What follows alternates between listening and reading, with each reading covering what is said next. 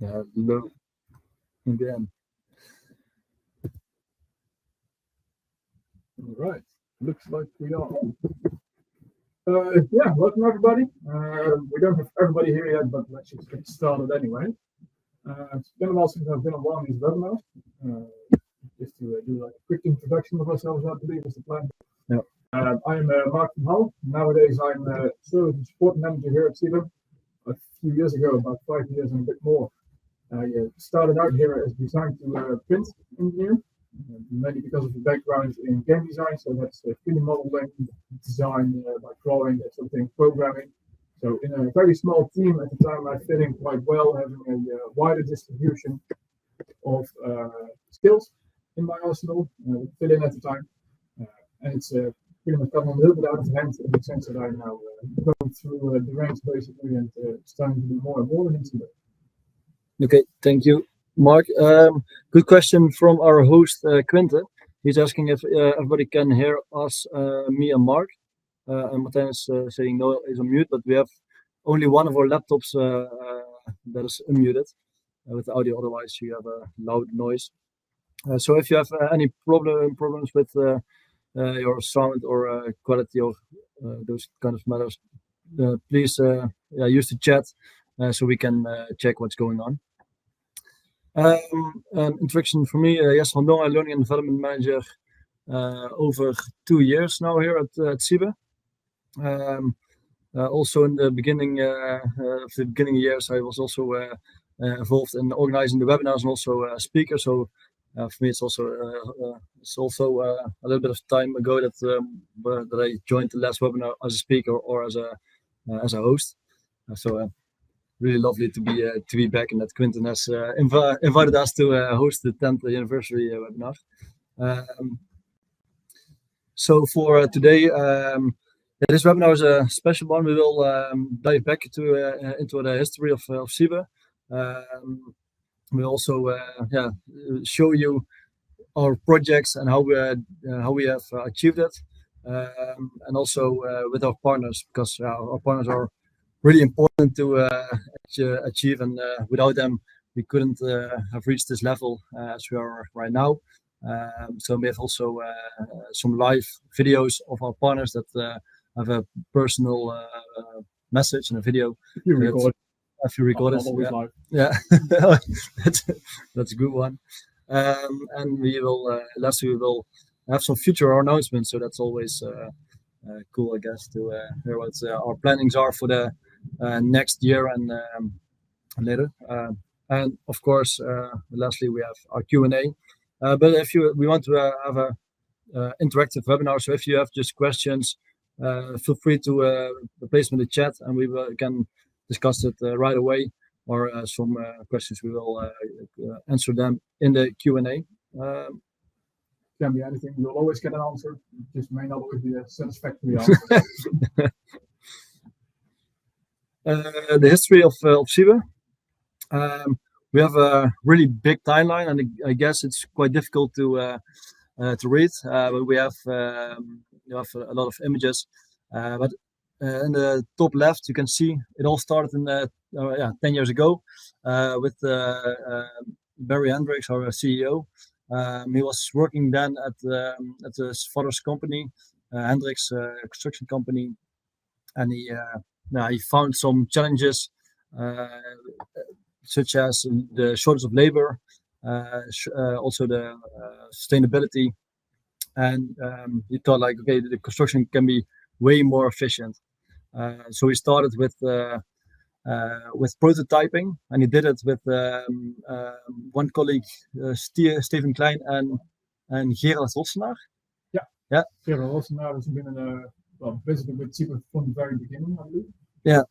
Maybe give or take a few months depending on when you originated the company. But, so they started with prototyping, and it all started with one of our big partners, Corridor. Barry collaborates with Corridor and get the perfect mix for printing. And after it was just like trial and error, and that's why we have on our back of our t-shirts learning by doing. It's just doing it, trying it, and when it's failing, we do it again with changing some of the hardware, software material.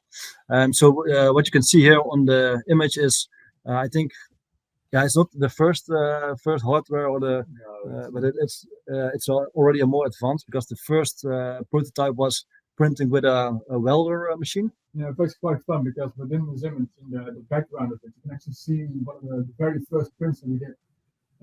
See the welding arm that you mentioned. Yeah. It's also like circular. It's like just behind this steps right there. You still have it somewhere in the office. Yeah.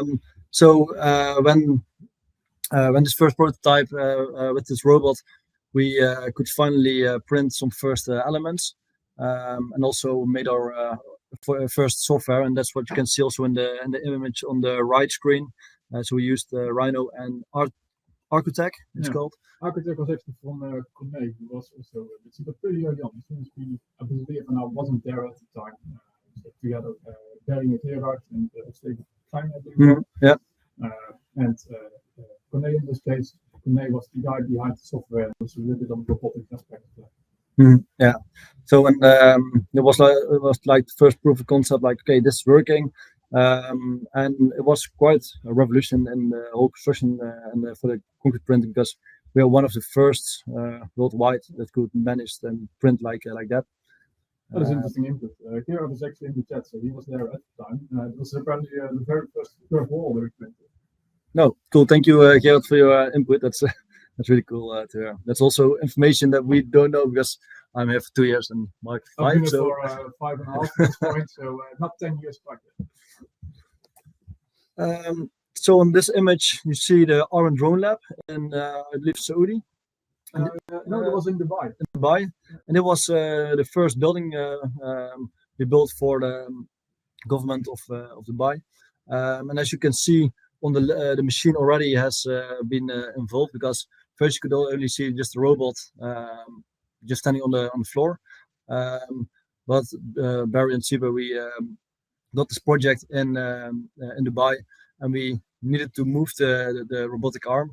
So that's why we developed the crawler system with hydraulics to just could have a mobile robotic system and could print. So this was also the first, I thought, the commercial building, which was built on site in 1.5 weeks.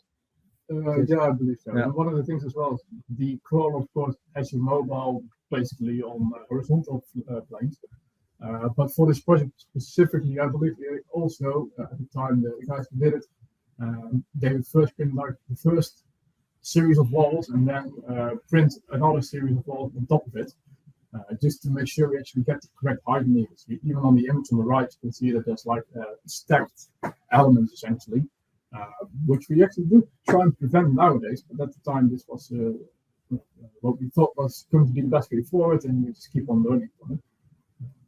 Parapets on top still do that sometimes. It's quite cool. And I believe a year after we, this was 2013 the company started. 2014 and 15 was trial and error and getting the first prototype. 2016, what you saw was the Iron Drone Lab, and I thought also this project was also in 2016. 2017. 17, 18. So after the prototype was for Colonie del Mobile, the construction fair. No, it's not a fair. It's the construction. It's called. It's a big event. It's the event, yeah. There was because the main focus was for concrete printing to build faster, cheaper, and more sustainable. But also for architecture, it gives a lot of new possibilities, because they can now print just form free with curved walls, also with double curved walls. What was with like traditional concrete wasn't possible. So this was a project to showcase also the new architectural possibilities of concrete printing. Which also includes stuff like adding design elements or even function elements within prints themselves. For example, trying to put a washing basin within the print. I believe the first prototypes were made for this specific project at the time.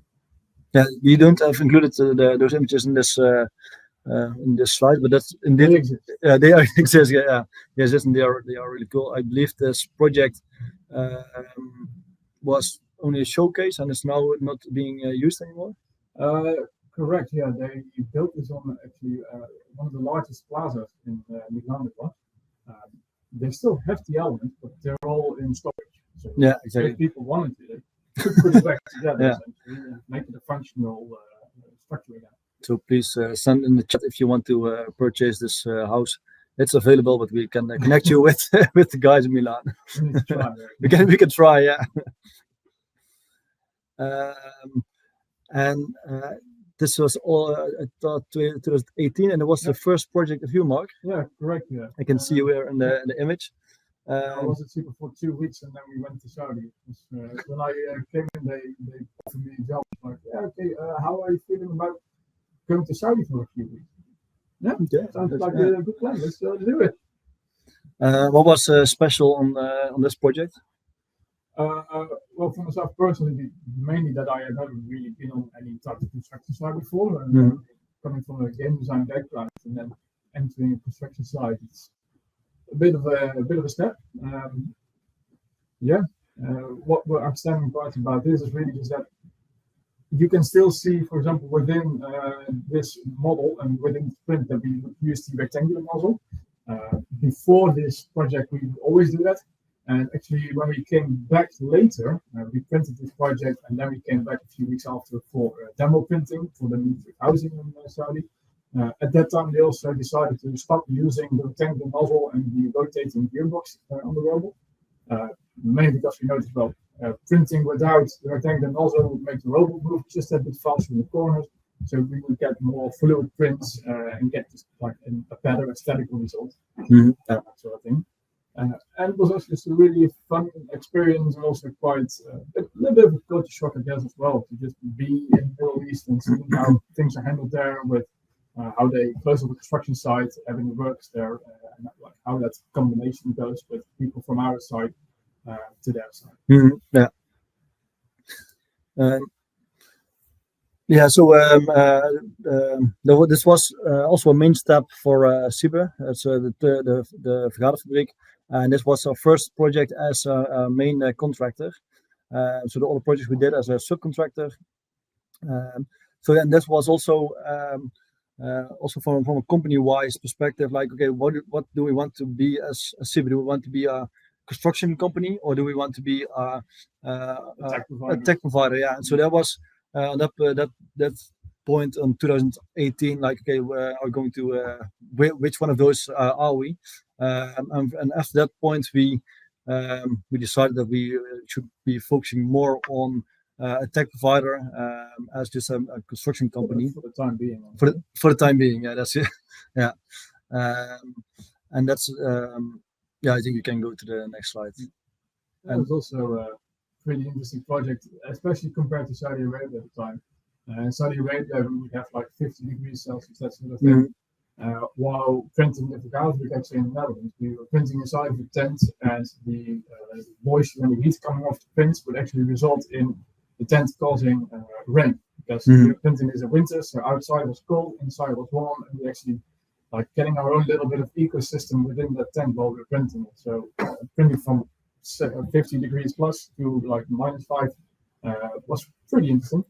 And that's really cool that just by testing and just printing, you have learned so much in printing and construction, and that's really cool that we have this knowledge, and we can share it with our clients, and we can support them within their purchase of the printer, but also after, when they are going to use the printer for their projects and for construction. Yeah, that's really cool. Yeah, it's not always flawless, but like I said before, it's learning by doing, and having people within the company who have like different types of areas of expertise and different types of input. With, for example, at the time we would have Vera with us, who was very good on the mixed pump system and getting the material mixes just the way they need to be, regardless of climate.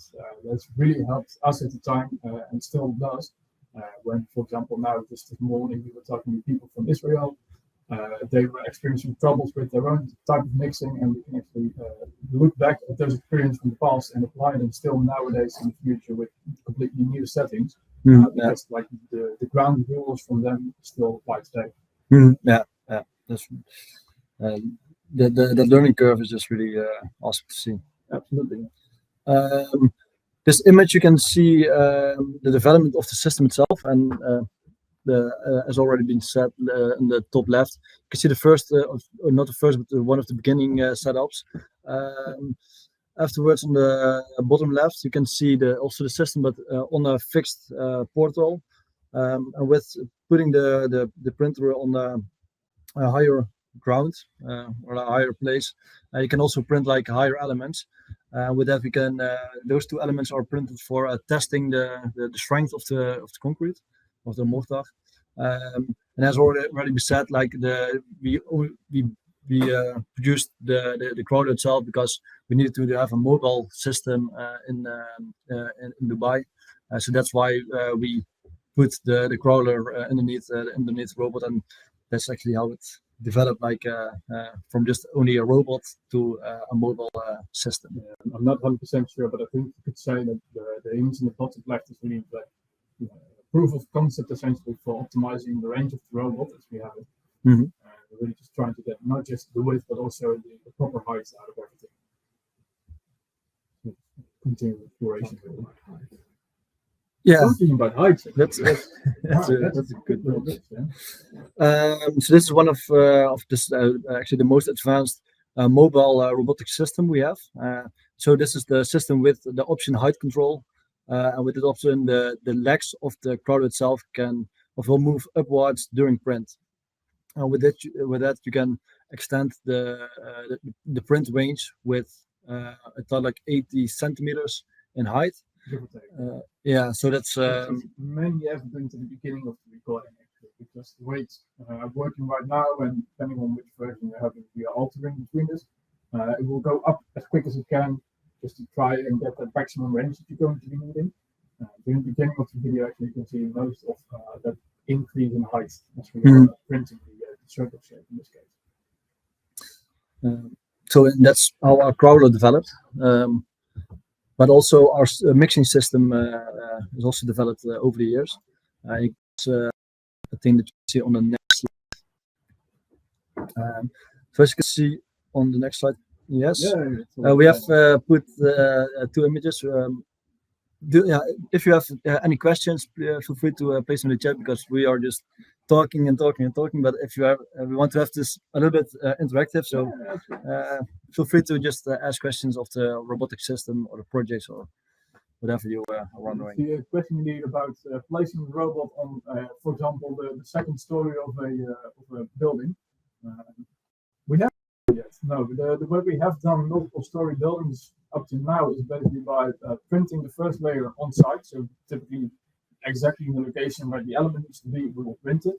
But then for the second story, we would actually print it, what we refer to as semi-precast, semi-prefab, or just on the side of the building. So then afterwards it can be hoisted on top. There's a few reasons for that, mainly because the slabs may not always be strong enough to actually uphold the robot so quickly after printing the rest of the building. For example, in an emergency stop state, there would be about 40 kilonewtons on one bit of point pressure, which could theoretically work, but isn't always the best idea to go with. And also because it takes quite a while actually to print something, then hoist the slabs on top of it, make sure they're fixed in place properly enough before you can put the rubber on top of it. So the times we calculated what the time difference would be is in fact that it would be faster to print just next to the building than to wait for the slab to be placed on top and then hoist everything on top and then start printing. Printing semi-prefab in that case tends to be the faster option. Yes, thank you, Maria. I think the question of Jared is answered. So the mixing systems on the left, you see one of the first systems we have. We have called also our own system, Old Bertha, I guess. That was one of our first systems. That's not this one. But as you can see on the right, we started with actually a plastering system, mixing system. Yeah, this is already the fancier upgrade of it. We still have the rusted over at this point. But we have adjusted it for our own application, so for concrete printing. And on the right, that's the system we currently have. And then with that system, that's just optimized, especially for concrete printing, with our own waterworks, and also with options such as digital sensor controlled, so you can change the water levels on your flex pendant, and the flex pendant is the system where you can operate the robot with, and also with automatic start-stop system. So that's being more and more automated, and this is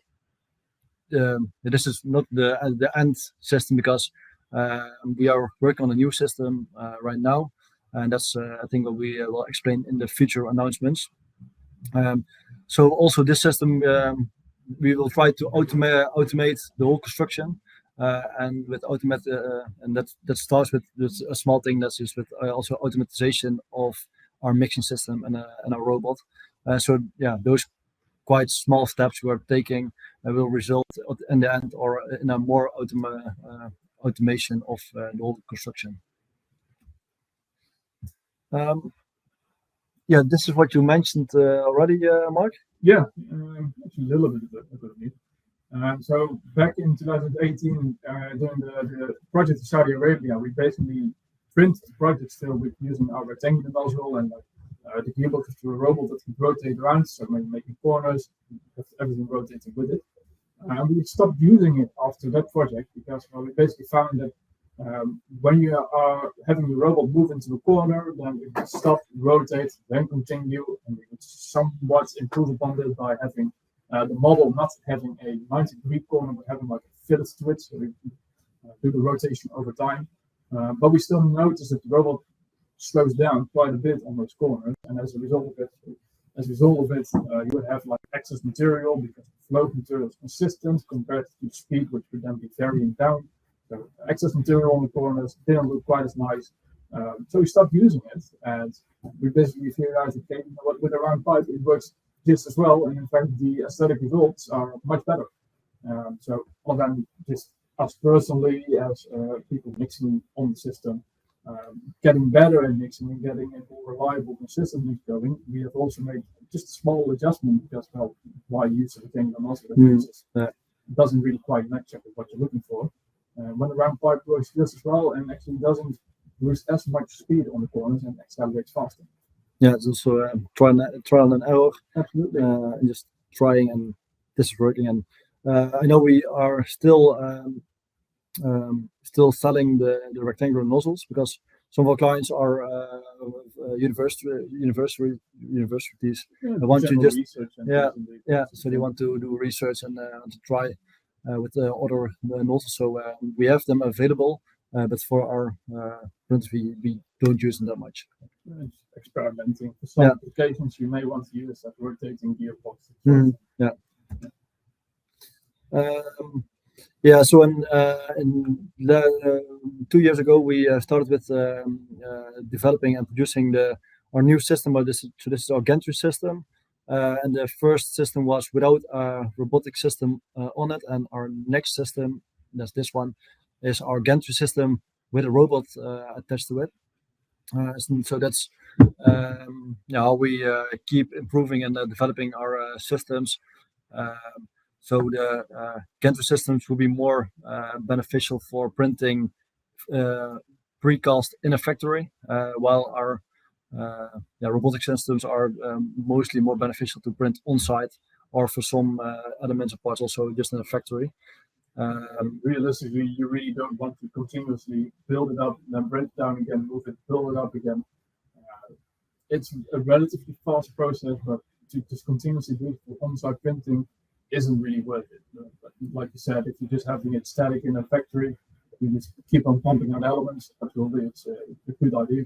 Yeah, and that's also what we try to do with this webinars, is to try to get the myths out of the world of concrete printing, because everywhere in the news you see like this gantry printer has built this project in 1 week, but they don't explain how long it takes to set the system up and to assemble the system.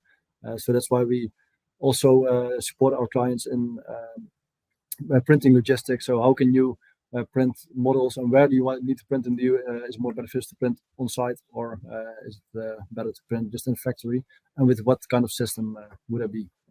What are you intending to use it for? And then based on that, try and recommend the best system that you could use for that exact application, that sort of thing. Yeah. And I think it's fun and also to see that comparing the Gantry without the robot to the Gantry with the robot is actually a little bit of a similar type of story to the rectangular model one, just around 5, just a bit more high end. We noticed that with the just the Gantry without the robot, the acceleration and deceleration, the Gantry would slow down a lot more and it would take much longer to speed up, which was giving somewhat of a challenge for getting that really tight layer printed.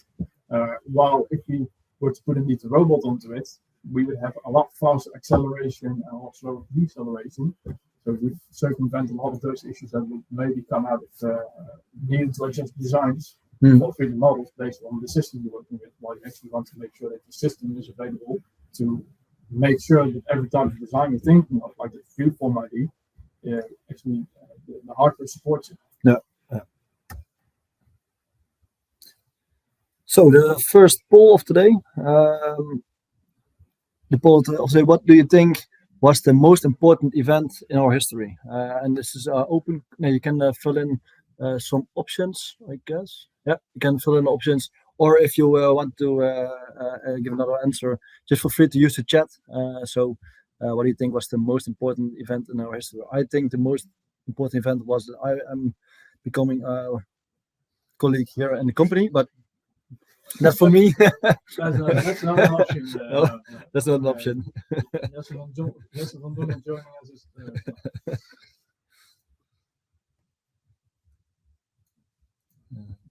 Can I see the answers? So our first print, first customers, first mobile printer, first printer sale. Yeah. It'd be interesting to see if we could see who answers what. Okay. Oh, sorry. Yeah, so the first print or the first our first mobile printer, that's 50% versus 3%. I think indeed the first print ever was. We still have about 15 seconds to go until it closes.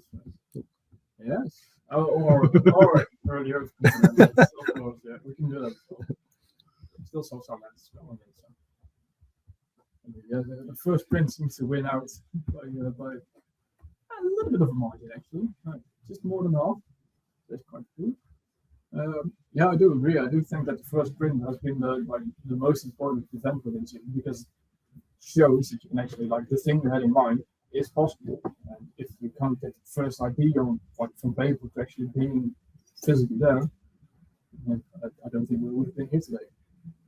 I agree. And it was like 10 years ago. So for that time, being one of the first worldwide to achieve that, it's really great that they have achieved that in that time. So the next part, we have asked our partners to give us a message or make a video. So we have choose the 10 most valued partners, and they will explain something about the collaboration of the past 10 years and how we work with them. Dear Team CyBe, 10-year anniversary. Congratulations on a decade of 3D printing. I'm Frank, representing as the technical director, your material partner Corridor from the very first beginning. Born from an idea, we developed and produced for you, meanwhile, a family of 3D mortar. Based on the integration of hardware, software, and material, we focus on printability, sustainability, and for sure, high technical performance. I remember the first prints in Oz, which were more, I would say, trial and error, but as always with you, a lot of fun. Now, after 10 years, we are following proven protocols and mixed designs all over the world.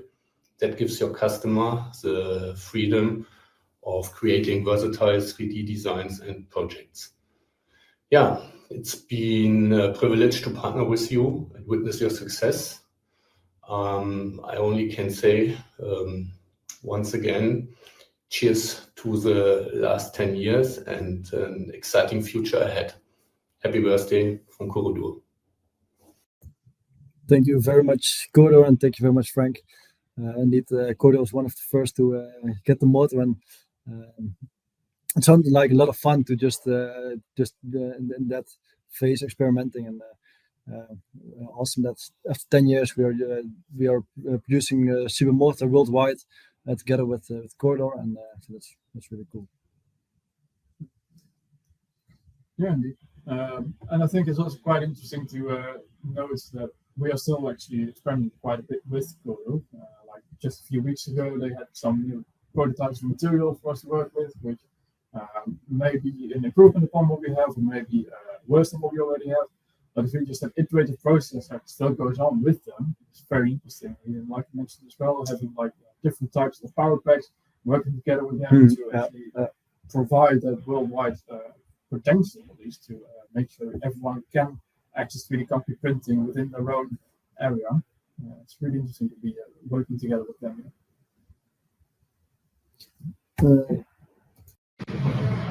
Congratulations, CyBe, with your 10th anniversary. The last few years, ABB has had the privilege to supply the robots for your 3D concrete printers. Since then, your prints and our robots have been flown all over the world, and by now, several continents hold 3D printed buildings printed by CyBe and ABB. I believe that you have proven to have extensive knowledge of the 3D printing process and also the international markets. The innovative concrete that you have developed, in combination with the software that ABB developed specifically for 3D printing, makes it you have a very unique concept. The last few years have been quite interesting, to say the least, and I cannot wait to see what the next 10 years will bring. Yes, thank you, Corridor. Oh, Corridor. ABB. ABB. I'm sorry. Thank ABB. ABB, valued partner for us.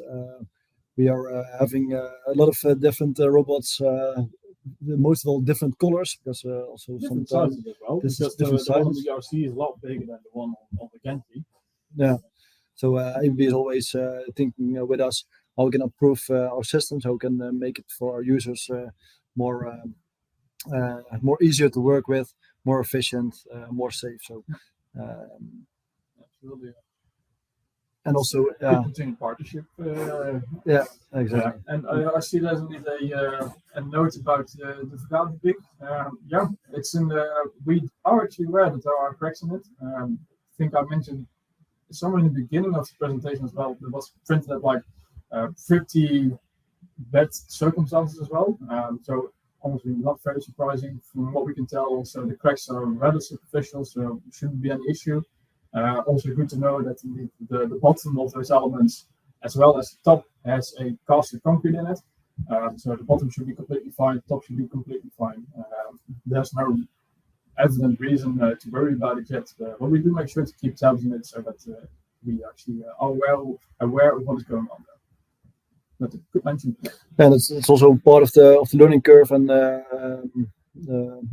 trial and error. So I just doing the projects, find out what is going well, what can we improve, and learning from that. That's why we also collaborate with Corridor to get the best mix. And it's one of the major aspects when we do like when we work together with clients abroad, that we really check with them, like how are you testing your material, how are you working with it, like what are variables are you using, what are your print statistics, like what variables you have with water retard and everything, just to make sure that they print it in the optimal method so that the material is as strong as it can be, and actually to make sure we can prevent stuff like cracking, because we've done issues, or we've done things in the past which we know wasn't optimal.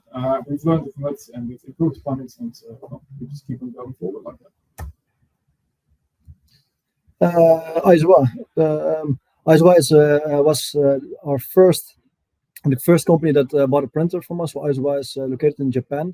They have purchased their second and the third printer also, I thought last year or the year before. So they have one robotic crawler. They were on that time trained here in the Netherlands, and so that was also the first time we have sold a printer, and that we are as a company also were thinking like, what are we as a company? Are we a construction company? What should be the focus? And Yeah, but also like, what do we do? Like, do you sell people a printer and that's it, or yeah. like the road we chose for that? Do you sell them a print, but also train them to make sure they can actually use the thing? Make sure there's like the logistics for the material available. Yeah. Like trying to go from that idea of just being the construction company to, I believe, the one-stop shop. The one-stop shop, yes. And as well, also bought. They have a robotic crawler, but they have also a track, so a track with a robot, and they have a gantry robot. So they have 3 different kind of systems, and they are also building some. They are printing glamping houses, bungalows, toilet rooms. So they have also built a lot of things there in Japan with extreme temperatures, minus 20 degrees. Yeah, so actually one of our currently most popular 3D models. Like we have the super library, there's models on them. At one point, CyBe has designed their own pod for different applications. I believe the original idea behind it was indeed for glamping, could also be for like toilets in remote areas, that sort of thing. That's actually currently our most popular 3D model from new clients coming in asking like, hey, when we have a robot, can we start printing this stuff as well? It's very interesting. But indeed, it's a very popular model, but they printed that at negative 20 degrees Celsius when it was snowing outside and everything was freezing over. So it's actually a very nice accomplishment by them. It really shows that over the years of them printing, they've really started to basically master the mixing and just working with the system and also creating designs which really only suit 3D concrete printing and wouldn't really be functional for like the more regular methods of concrete. We have Changemakers 3D. Changemakers, they we have printed the element on the right, I think last year, year before. Yeah, quite a while ago actually. I mean, it was still at the canal stuff. So it's close to 2 years at this point. And Changemakers is actually quite fun as well. We've been back and forth about them maybe purchasing a printer to yes, we want to, but we cannot right now. And we've really taken that as an opportunity to also like try and get 3D concrete printing. Their goal and purpose at the moment is to like really try and get 3D concrete printing recognized in the UK market as a proper feasible method of creating new elements, especially stuff which would with traditional methods be quite difficult to create, such as I believe this was a what? Yeah, I'm thinking I do know the Dutch word, but I can't think of the English one. But it's for one of the things for making sure that like water has a way of moving away. There was also pushing the system to the limits, because it was a really long print. Yeah. It was printed over an hour. No, this print actually we printed for just over 4 hours.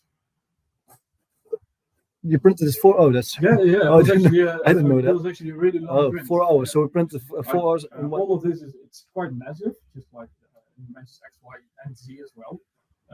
But also because there's like everything is double layered and there's a lot, and we need to print quite slow because everything instead of being our regular 4 centimeters wide, ended up needing to be 5 centimeters wide, and actually preferably even a little bit thicker than that. So we have to print this slow. And really try and keep that mix going for a very long time. So that's quite difficult. Print and thus push us further as well. That's cool. I see we have 2 questions in the chat. Is there a guarantee if you use your 3D ink materials there are no cracks? I think it's important if you would build a safe house or structure. Absolutely a good question. It really comes down to how you mix it. If you mix everything perfectly and under exactly the right circumstances, then guaranteed there would be any cracking. But that's very difficult to actually accomplish. Like we know that in different climates, you would need to adjust your variables with water retarder, maybe even water temperature, quite significantly, depending on where you are. So within training, we do try and make sure that we ourselves as trainers and just as a company get a good feeling for what is needed within that specific climate, so we can actually moving forward help and assist the client in that specific climate to do the best type of printing they can do the lab testing needed as well to make sure like what is the most optimal result, to make sure that we actually can provide a mix and variables to work with that wouldn't result in any type of cracking. which is difficult but doable, and we've done so quite a few times already in the past in different parts of the world. So a little bit of, depending on how well you mix it, so there's a bit of personal experience in there as well. If you have operators that are familiar with how to print, you'll have a good mix, then cracking isn't really a problem. If you have inexperienced operators or people who have just been trained, then yeah, you are likely to get a less than optimal mix, which could be either more weak, and weaker structures indeed could result in cracking. But it could happen. Generally, it doesn't. Part of training trying to prevent that from happening and also doing the mock testing. The other question is, do you only work with mortar or can you also print concrete with large additives? Theoretically, yes. Within our mixed PAM system, we are, well, within the system itself, part of it is rotostator, and rotostator we currently use as like a maximum grain size, or liquid size that can fit through it. We've also, for example, experienced that different shapes of aggregate or even different absorption values could affect how well it mixes together. We have done steel fibers in the past, a lot of bio stuff as well.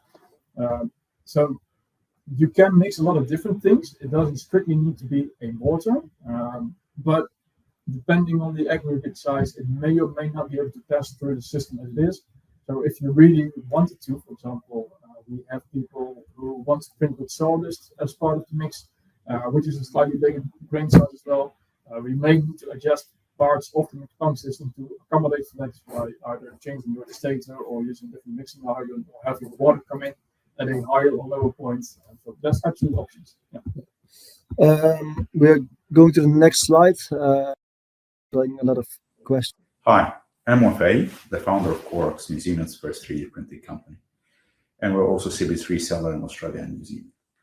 When I started looking into 3D printing, it was in 2018, and there wasn't really a lot of companies around that selling printers. And when I approached CyBe, they told me that they usually have partnership agreements. And I thought in the beginning, that's a little bit strange because I just want to buy the printer.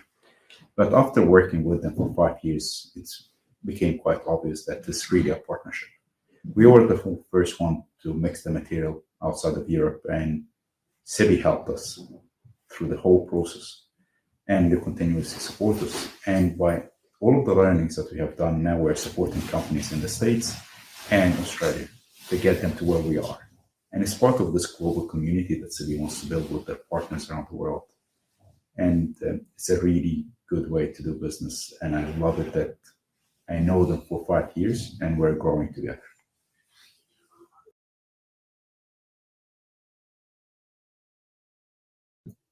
Okay, thank you, Wafi. Wafi in New Zealand has done a lot of projects. Maybe and was also one of the first that bought a printer. I think, or the second. I think Definitely one of the first ones to buy a printer. Yeah. Second or the third. First in the southern hemisphere. Yeah. So it's super interesting. And nowadays, indeed, like you said in the video as well, one of our partners, also one of our resellers. And I believe that he's also printed the most commercial buildings currently out of any of the clients that we have. Yeah, so keep up on the good pace, Wafi, and he has really interesting projects. So if you are interested, follow him on his socials on LinkedIn or I think Facebook, and because he has a lot of really amazing projects, villas and whatever. So follow him. Talk too much. We're going to go a little bit faster if I can. Texas A&M. We have actually 2 printers at the Texas A&M, one in Qatar, another in the United States. So also for research purposes, really interesting to have the printers standing there and doing the printing things. And also the research aspect is really important for the whole 3D concrete printing community to gain more knowledge, gain more experience in how to print, what kind of materials you can print, and also how to get the material, for example, more sustainable. Really, I think it's also interesting to know that for these 2, it's a university, but they are also like partnered with a contractor. So that's like the 2-sided part of it, where you get different types of input and applications for it, and they strengthen each other. And same goes for University of Johannesburg. In 2020, 3 years ago, 3 years ago, we have also printed there a demo house during the training. So we had a 10-day training, 5 days of training in the last 5 days, printing the project, as also the challenges with the labor and with the housing shortage are really relevant there. So that's also really a growing market, as there is a really big demand of houses. And also, the research aspect also really interesting there. Yeah, and they also try to put 3D concrete printing basically within their university curriculum. So as part of construction education, they also want to have 3D concrete printing playing a role there. Then we have BIP, Beton- en Striebrietveld in Curaçao. But also a combination of training, material development, and actually print the first demo house. So it's also really cool that after 10 days they can mix their own materials with our power pack, which reduces the shipping costs with 60% or 70%. So that's really interesting. And how they have done the project, and they're working now on their second and third and maybe in the fourth. They are doing actually quite a lot of projects, yeah. And I believe they also currently have their own mix really going for them as well. That's very nice stuff. Yeah. Making a great progress. With Kind Design, they are trained this year. Yeah, this year, and they are right now scaling up, but not on the housing market they are working on, but on the seawalls. Yeah, so they are giving it's not sea boots, but they are making seawalls to prevent water getting in, and for the raising sea level. And they and also for the coral to so they are really scaling up right now. Having also bought their second and their third printer, so they will be delivered early next year. Contact started in 2021. Took a little while to get everything going, but they are currently printing. They've been trained quite recently, and have also even more recently decided to buy 2 more printers. So it's a really nice scale up there. Hi there, this is Tim from Hive 3D Builders. CyBe's been a great partner for us for the past year. We've gone from 1 printer, now we have 4 more on the way. We've built 7 houses, but next year we want to build 40, and then the year after that, hundreds or thousands of houses. And we're really hopeful and confident and grateful that CyBe will be with us moving forward. This business moves too fast to just buy a printer and expect to be successful. You need someone that's going to continue to innovate and grow with you, and that's what we found in CyBe, and we're looking for great things to come. So thank you, Javier. As you said, he bought his first printer. Started building it with 2 houses, and after successfully printed, he bought his second, third, and fourth printer. So also a great example of how to start with printing and how to scale up. So also doing a great job. And they've also got back their own mix. So I believe it's geopolymer based. Yeah. They are currently using that to print instead of the standard CyBe mix.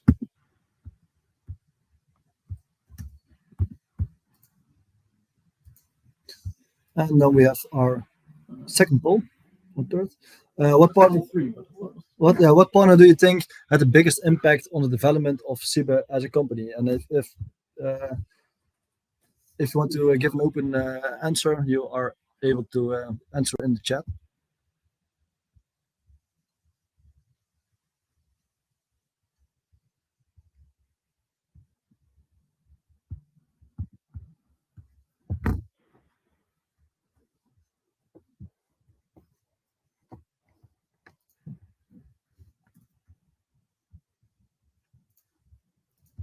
And I do want to make a quick mention as well of Gerard Rottenaar, who has been with CyBe pretty much from the get-go. That was me. It's a very good one to mention indeed. I think he's been very impactful on CyBe as a whole. I mean, he's been with us on several projects. He used to build the DRCs, a lot of the heat pump system as well. Very good partner to have indeed. Also, started also a shareholder. I believe so, but I'm not 100% Yeah, sure about that. not anymore, but Absolutely worthwhile. and Thibaut is also confirming that. Yeah. It's good that we have also mentioned them in the beginning. Yeah, indeed. It's, same as like, for example, maybe with the start of architecture. Really got everyone going at the time. Yes, you have to combine the hardware development with the architectural development and the software development, and getting those three integrated. Everything needs to come together, be aligned. Exactly. Yeah. So the future announcements. So yeah, what does the future of CyBe looks like, and what we can already announce right now? At CyBe, we have big ambitions, yet these all derive from our innovative 3D printing technology with 10 years of experience, having applications in the construction industry which enables faster, cheaper, and more sustainable buildings. Building on these years of experience, we are almost ready to present the first actual live tiny houses based on PPVC, built by such a GR 3D printing system, which is the next small step for us to take. So, Technical difficulties. they have technical difficulties. So that was our CEO Barry, which announced the development of the newest gantry printer, the most advanced of this time. And we also do the prototype with the tiny houses. Not prototyping, we will build them, and also as a part of the PPVC developments to print as precast. Which is like a new methodology for our hardware. And that's also the next announcement of Barry. Upon utilizing our GR in the next months of time and leveraging PPVC, we are able to start working on our fully automated housing factory, aside this printer factory, to deliver modular and sustainable live houses. From the experience with these first tiny houses, we will be quickly scaling up to family homes as well as apartment complexes. Yeah, so PPVC, this is like a new construction methodology, what is combined with the hardware that we are developing, combined with the architectural developments and also the software. And that's also something that Martijn is mentioning in the chat. Is you cannot say like, okay, this is one of the most valuable partner. It is always a combination of a lot of different variables, like the material. So like the corridor is really important to have like the perfect mix, but with only the mix you cannot be successful. So you need the right hardware, and with for the right hardware, for example, in the early years, Gerard Rottenaar was really important, and also the software, architectural design, and like all those partners working together. That's only the way how to be successful. How you can achieve your goals. So I think Martijn, it's good to mention those because you cannot do it like on your own, and only with working together you can achieve what we have done. Yeah, and to be fair, we've glossed over a lot of different partners and clients we've had over the years, and all of them have contributed in their own little way. Some play bigger roles, some play smaller roles, but every single one of them has been incredibly important. And from a personal point of view, I could say that I've learned a lot from each and every one of them. Yeah. Okay. So the last poll, what do you think is the most significant change for CyBe?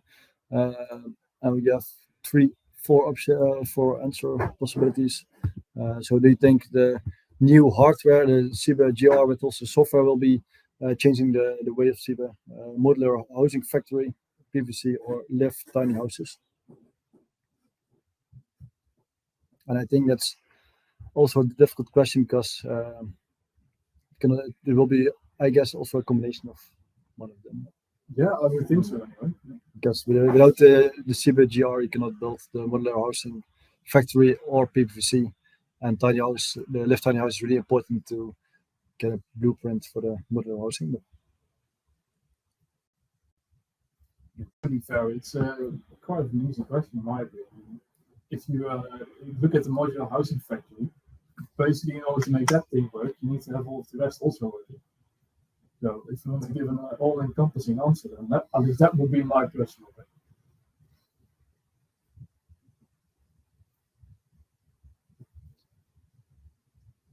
Yeah, okay, that's it. I just wondering a little bit in the final moments. So it's here at local. It's 5 p.m. We had scheduled to 1 hour, so but we have still the Q&A. So if you have like any questions for us, feel free to send them in the chat. We are here most of the times. I'm going home at 5, but for this for today, we'll make an example. Shortly about the part of it which produce CyBe certified water will improve ones. Theoretically, yes, in the way that we have what we do with the sale of the system, we also provide, if desired anyway, local material development, at which point we will look for a partner in your area who basically meets the criteria required to mix the material. And then together in combination with Kudo, we will look for the most optimal way of actually doing the mixing, which means that you will get, for example, instead of a 100% CyBe ready mix, you will get roughly 30% power pack, and then the additional 70% of the mix will be made up by the local aggregates, which would be mixed for in a more local facility. Do we have more questions? The answer of PPVC? Yeah, it's prefabricated, prefinished. Construction, like Martijn answered. So, oh, and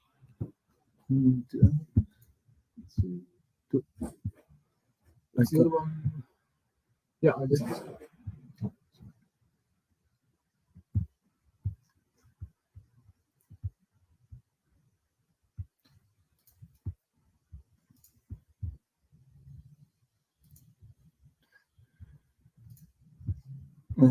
Does anybody has a question for us right now? I guess if nobody has questions to watch a good webinar because we explained everything. It's a pretty open webinar. Yeah. Thank you for sharing your great developments. You're welcome, Victoria. Yeah, so if you have any questions after this webinar, you can always get in touch with us. So on our contact form on our website, cybe.eu/contact, you can always send the questions because you can't recap 10 years of continuous development in just an hour. So of course, there's likely to still be some questions left unanswered or things not mentioned. It is happening. Yeah. Feel free to reach out indeed. And if you want to learn more of our technology or of concrete printing in general, we have also our academy. So check our academy.cybe.eu, where we offer also free courses on concrete printing, the background and the developments. And what's next? That's the webinar with ABB, in which ABB and CyBe will explain our partnership and also future developments on robotic systems and also the future of robotic arms in construction in general. So that will be a really interesting webinar. You can, I guess, already subscribe for register for that webinar. And I guess Dan will be the host for that webinar. Seeing some questionable faces here, so I don't think registration has opened yet. No. But I'm sure it will be communicated as soon as it is, which I think will be quite shortly.